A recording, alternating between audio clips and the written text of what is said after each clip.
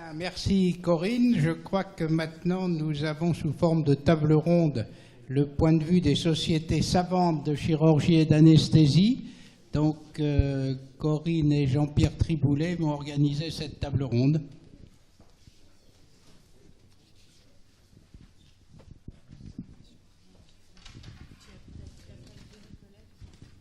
Alors, le premier à s'exprimer sera Denis Collet, qui est président du CNP de chirurgie digestive et viscérale.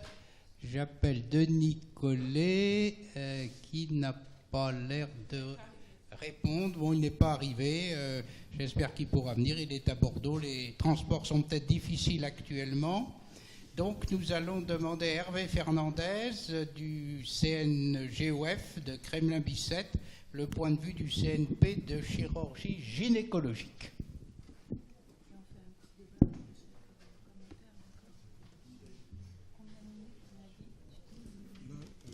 C'est juste pour passer, c'est plus simple.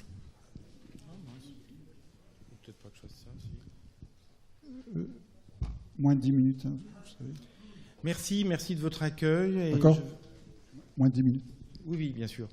Merci de votre accueil et je vais essayer de vous donner le point de vue des chirurgiens gynécologues donc, du Collège national, et vous allez voir que ce n'est pas aussi simple que ça.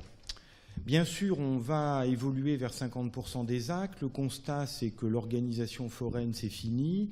L'organisation intégrée, c'est une solution pour essayer d'organiser dans nos services ces 50% de chirurgie ambulatoire. Pourquoi ? Parce que l'accueil de la chirurgie gynécologique au sein des unités de chirurgie ambulatoire est jugé globalement en France difficile, voire impossible, puisque en plus, dans nos activités, et je n'en parlerai exprès pas dans le détail, on va éliminer tout ce qui est IVG, on va éliminer tout ce qui est ponction d'ovocytes, qui, comme vous avez pu le voir sur une des premières diapositives, font partie des actes les plus fréquemment rencontrés. Et donc là, je vais m'orienter surtout sur la chirurgie gynécologique. Alors, globalement, quels sont les sujets qui posent discussion par rapport à une organisation bien rationalisée maintenant de la chirurgie ambulatoire? Eh bien, c'est adapter nos pratiques à l'ambulatoire, et ça, c'est relativement difficile, ainsi que l'adhésion de l'ensemble des équipes, et en particulier des chirurgiens gynécologues, à la réalisation de l'ambulatoire. Pourquoi ? Alors qu'on va vers une opinion féminine qui est de plus en plus favorable à la chirurgie ambulatoire, mais clairement, le développement pour ces femmes est freiné par rapport à des résistances familiales au changement et par rapport à un poids sociétal réel, parce qu'il faut quand même savoir qu'une partie des femmes que l'on opère ont des enfants qui peuvent être jeunes, et que bien évidemment l'ambulatoire ne se conçoit que si l'entourage familial va s'occuper des enfants au retour.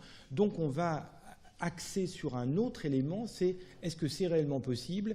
Et pratiquement on s'aperçoit que c'est un vrai frein de la société qui reste encore pas si favorable que ça aux femmes. Alors à quelle patiente on s'adresse dans notre spécialité pour développer l'ambulatoire, hors des actes traceurs, puisqu'on sait très bien que toute la chirurgie intra-utérine par l'hystéroscopie se doit d'être faite suivant les recommandations actuelles en ambulatoire. Donc globalement, c'est des actes courts, risque de complications post-opératoires limitées, faible réduction de l'autonomie, convalescence à domicile. Ben, tout ça, ça tombe bien parce que ça correspond vraiment au type de chirurgie qu'on fait dans notre spécialité, et globalement, atteindre 50% de nos actes, dans les faits, ça ne devrait pas poser de problème. Alors, quels ont été pour nous les tournants de l'hospitalisation? Globalement, c'est bien évidemment l'endoscopie. On est à peu près à 70 à 80% de nos actes qui peuvent être faits en endoscopie. Et par ailleurs, les progrès des techniques liées à l'endoscopie, qui sont les nouvelles énergies, etc., qui diminuent les douleurs, qui facilitent les interventions et les raccourcissent, nous font rentrer dans un champ où quasiment il ne devrait plus y avoir de discussion pour réaliser de l'ambulatoire. Alors en 2013, il y a eu une rencontre DGOS-CNGOF pour essayer de délimiter et d'essayer de contourner les obstacles qui étaient des obstacles réels. Alors c'était l'évolution de la chirurgie ambulatoire au sein de notre discipline et ses perspectives, définir la qualité et la sécurité de cette prise en charge dans le domaine de la chirurgie gynéco, intégrer les innovations dans la gynécologie parce qu'on définit par le regarder et traiter, vous allez voir la difficulté de prendre en charge ces actes où l'anesthésie est limitée, et bien sûr ouvrir à la cancérologie, en particulier à la scénologie. Et puis un projet où en plus je suis intimement partenaire puisque j'ai maintenant un financement, c'est d'essayer d'intégrer dans la pratique de l'ambulatoire la chirurgie en urgence pour faire des urgences différées.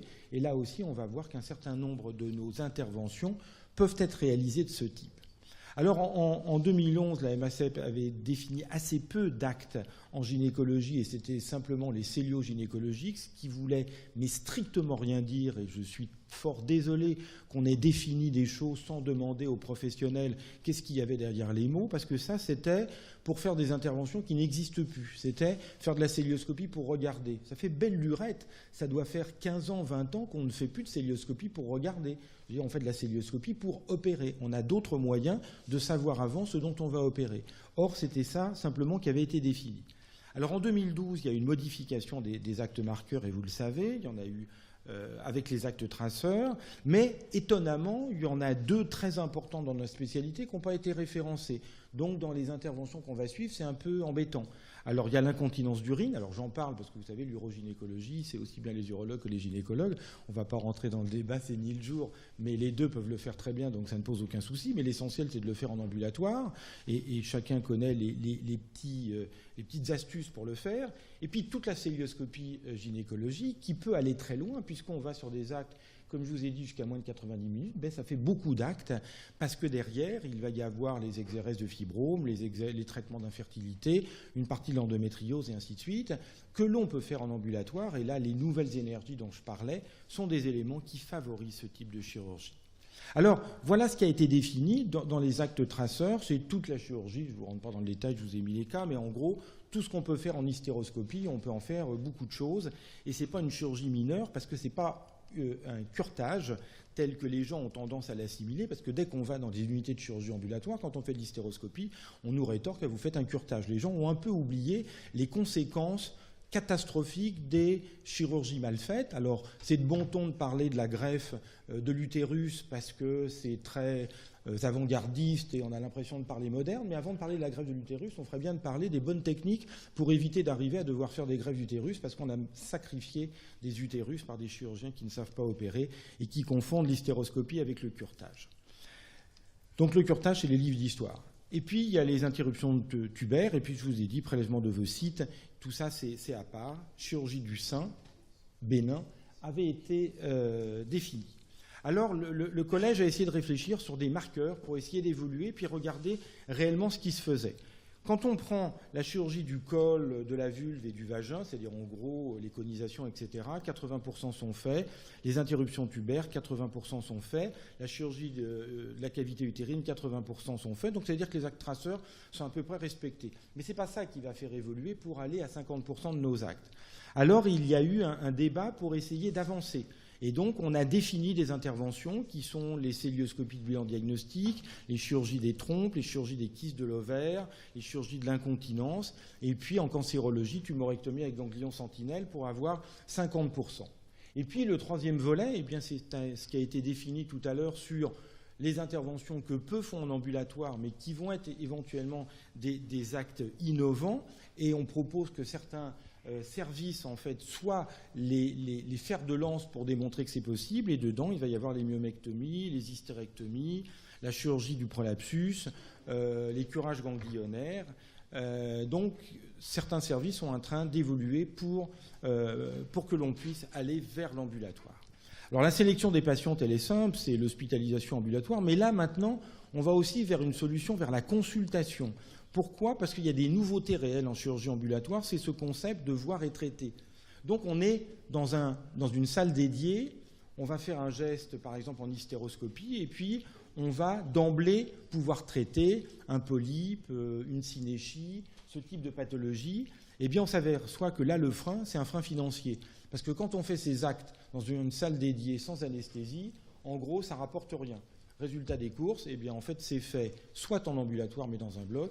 Et là, on n'avance pas parce qu'en fait, c'est du temps perdu dans le fonctionnement des blocs opératoires, car dans notre spécialité, la majorité des actes de chirurgie ambulatoire sont faits dans le même bloc que la chirurgie complète. Parce que nous avons, dans beaucoup de spécialités, pas suffisamment de place en chirurgie ambulatoire pour répondre aux 50% nécessaires.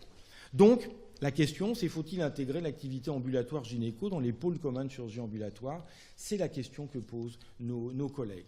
La vérité, c'est que pour nous, le bloc est commun, le matériel est commun, le réveil est commun, l'activité est commune, et il n'y a pas un financement pour un bloc dédié d'ambulatoire. Donc, pourquoi bloquer un système? Est-ce qu'on a les moyens financiers pour séparer les flux? En gros, la proposition de la spécialité, c'est d'essayer de dédier de plus en plus des lits à notre activité ambulatoire, probablement au sein de nos services, sauf que là, on a un frein colossal, c'est le CHSCT qui ne veut pas, ou avec grande difficulté, que l'on puisse créer des lits intégrés au sein de nos services, parce qu'on a les syndicats sur le dos par rapport au personnel. Je passe là-dessus pour aller vite. Simplement, pour donner l'exemple de la célioscopie, où il y a des facteurs bloquants malgré tout pour les spécialistes que je ne partage pas, mais qui est une réalité exprimée, c'est le taux de réadmission ou de patientes qui restent, soit parce qu'il y a des nausées, des vomissements, des douleurs. Tout ça sont des éléments qu'avec nos collègues anesthésistes, on peut parfaitement maîtriser et qui ne doivent pas être un élément bloquant. Juste un détail, c'est pour la chirurgie ambulatoire, pour les urgences, parce que ça, c'est une vraie évolution. On a plein de pathologies. J'ai fini, c'est ma dernière diapo. La chirurgie endo-utérine et le traitement des fausses couches, la chirurgie des grossesses extra-utérines que l'on fait maintenant plus d'une fois sur deux médicalement, la chirurgie des kystes ovariens, la prise en charge de l'infection des glandes vulvaires, eh bien tout ça, on peut les mettre en urgence différée et les patientes sont hospitalisées en ambulatoire le lendemain. Ça, c'est aussi un nouvel élément de développement dans notre spécialité. Mais l'axe principal du collège, c'est convaincre nos collègues. Merci. Alors, monsieur, merci beaucoup pour cet exposé qui a fait le point et puis donné des avis tout à fait pertinents. Je veux vous poser la question pour laquelle on vous avait demandé de venir quand même, c'est-à-dire quel est le point de vue du CSGOF sur les indicateurs? C'est ça la question. Qu'est-ce que vous pensez des indicateurs que l'on vous a présentés? On est de toute façon pour l'utilisation de ces indicateurs, parce que comme l'élément bloquant, c'est qu'en fait, on est incapable de valider correctement. Comme l'élément bloquant, c'est qu'on est incapable de valider correctement ce qui est fait ou ce qui n'est pas fait, la seule façon d'obliger pour aller vers les 50%, parce que nous sommes certains que nous devons arriver très rapidement, compte tenu du type de chirurgie qu'on fait, vers ces 50% de chirurgie ambulatoire. Mais la seule façon, vis-à-vis des collègues, eh bien, c'est d'utiliser ces indicateurs avec ces indicateurs comparatifs pour dire, voilà, dans certains endroits on fait, dans d'autres endroits on ne fait pas, regardons ce qui existe. Et au sein de l'AP, c'est quelque chose que l'on a fait parce que ces indicateurs existent, sont utilisés au niveau de la collégiale de l'AP, mais qui n'est pas représentatif de là du collège. Eh bien, c'était un élément vers lequel on tend, puisqu'en fait, on peut se comparer structure par structure et essayer de comprendre pourquoi dans tel endroit c'est faisable et dans tel autre endroit c'est pas faisable.